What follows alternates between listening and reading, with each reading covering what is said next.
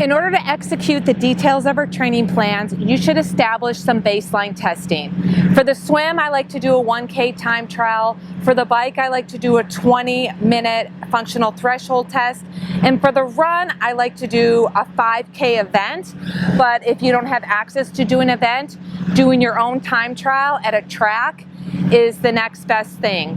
The reason I like to use a track is that it's a flat surface and it's something that you can repeat the test on in the future. It's flat, it's accessible if you have a track in your location, and it's repeatable that you don't have to deal with other terrain and being at other venues.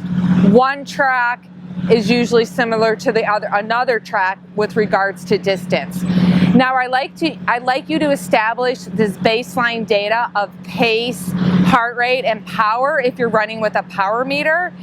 And it's just used to help set the guidelines for your training zone intensities. When you get your average heart rate for a 5K, that's generally your threshold heart rate, something that you can sustain. 95% of that 5K threshold heart rate is something that you can sustain for an hour. That's considered your zone 4, and then you can do a simple calculation and establish zones 1, 2, 3, and 5. I like to use a 5-zone scale. Once you establish this threshold heart rate, you go into your Training Peaks details under settings, you put in that number, and then Training Peaks does the calculations for you. If during the course of your training you set a new threshold swim, bike, or run zone, Training Peaks will update that for you if you check on the box that you want it to automatically update it for you.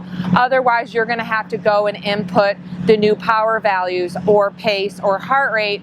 And sometimes data technology is skewed, and for whatever reason your heart rate may be elevated one day and not actually be a measure of your threshold heart rate. It just may be elevated due to fatigue, dehydration, or other nutritional issues, or just heat in general. So again, the training zones are guidelines to establish training intensity and put an objective measure on the training details. As you can see, if you've looked ahead, I like to use rate of perceived effort. It's kind of universal to a beginner as well as an experienced athlete to use rate of perceived effort. And I've included the scale of 0 to 10 and what it means in relation to heart rate, power, and pace.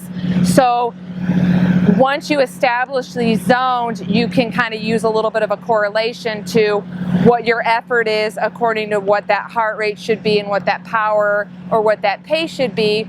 But they're used as guidelines. They're not defining you in any way, shape, or form. They're just used as guidelines. And if you keep a detailed training log with subjective details and use the subjective details and compare them to the objective details, such as metrics, you will start to understand your training and you will start to see fitness gains as you progress through the program. If you have any questions, you could always reach out to me and I can help guide you further. Otherwise, make it a great day.